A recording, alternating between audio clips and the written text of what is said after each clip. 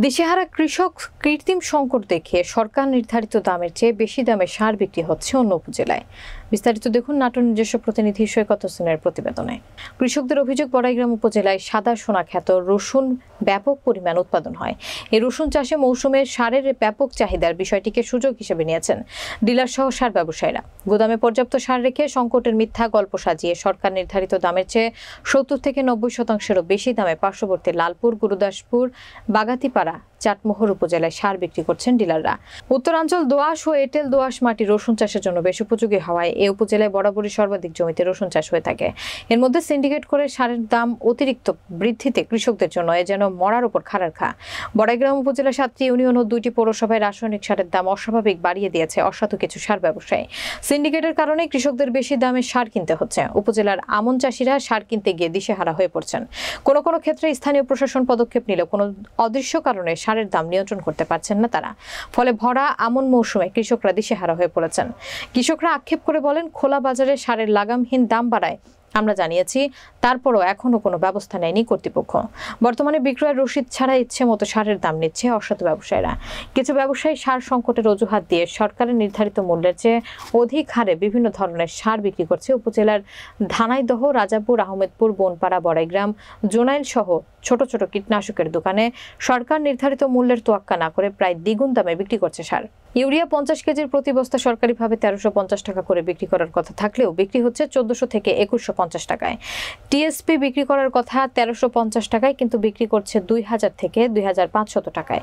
Potassium 1000 টাকায় বিক্রি করার কথা, কিন্তু 1100 থেকে 1200 টাকা, এবং ডিএপি বিক্রি করার কথা 1050 টাকা, কিন্তু বিক্রি করছে 2000 থেকে 2150 টাকায়।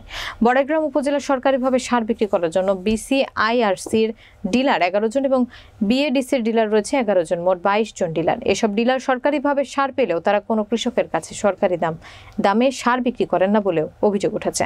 প্রায় দ্বিগুণ বেশি দামে সার বিক্রি করার কৌশল হিসেবে গ্রহীতাকে রসিদ দেন না ব্যবসায়ীরা। বেশিরভাগ সারের দোকানে কোনো মূল্য তালিকাও টাঙানো নেই। ভুক্তভোগী কৃষকরা জানান, এমন কৃত্রিম সংকট আর সৃষ্ট সিন্ডিকেট চলতে থাকলে এদেশের কৃষি খাত ধ্বংস হতে বেশি সময় লাগবে না।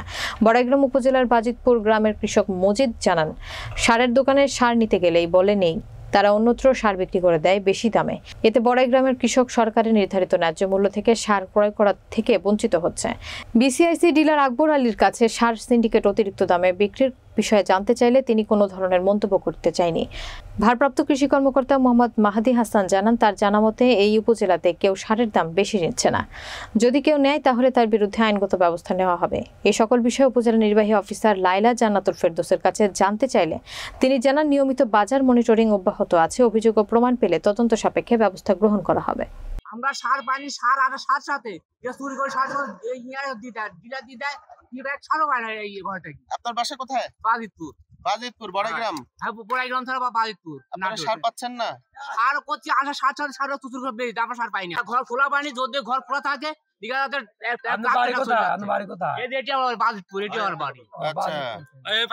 কোন ডিলারের কাছে সার পান না?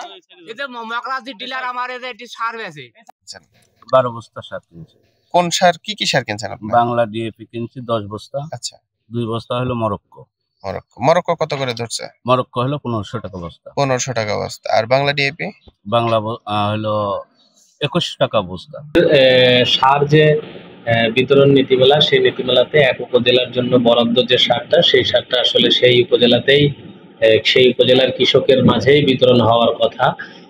কিন্তু আসলে আমাদের বড়াইগ্রামের চারপাশে অনেকগুলো উপজেলা আছে, সীমান্ত উপজেলা আছে, যেরকম চাটমোহর আছে, ঈশ্বরদী আছে, বাগাতিপাড়া, নাটোর সদর, ওদিকে গুরুদাসপুর, অনেকগুলো উপজেলা আছে। তো সীমান্তবর্তী উপজেলাতে এখন সার এক জায়গা থেকে আরেক জায়গায় পরিবহন অনেক সময় হয়ে থাকে। এখানে রাজশাহী পাবনা হাইওয়েও আছে, এদিক দিয়েও অনেক সময় সার পরিবহন হয়ে থাকে।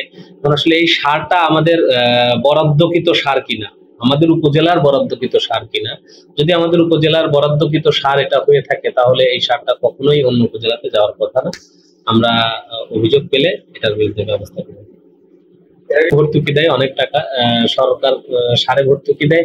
সুতরাং সার সরকার নির্ধারিত মূল্যের বাইরে বিক্রি করার কোনো সুযোগ নেই। যদি কোনো বিক্রেতা এই ধরনের সরকার নির্ধারিত মূল্যের অতিরিক্ত মূল্যে সার বিক্রি করে, তাহলে অবশ্যই তাদের বিরুদ্ধে ব্যবস্থা গ্রহণ করা হবে। এক্ষেত্রে আমরা বদ্ধপরিকর।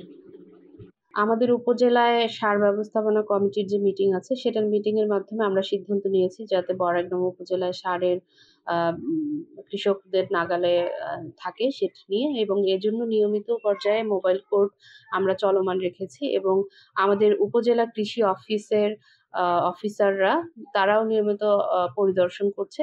তবুও যদি এ সংক্রান্ত যে অভিযোগ আপনি বললেন, আমরা এটার বিরুদ্ধে সার্বিকভাবে ব্যবস্থা গ্রহণ করব যাতে আমাদের কৃষকরা এই আগামী যে বোরো মৌসুম, এই মৌসুমে যেন সঠিকভাবে সার পায় সে বিষয়টি আমরা উপজেলা প্রশাসনের পক্ষ থেকে মনিটরিং এর মধ্যে রাখবো।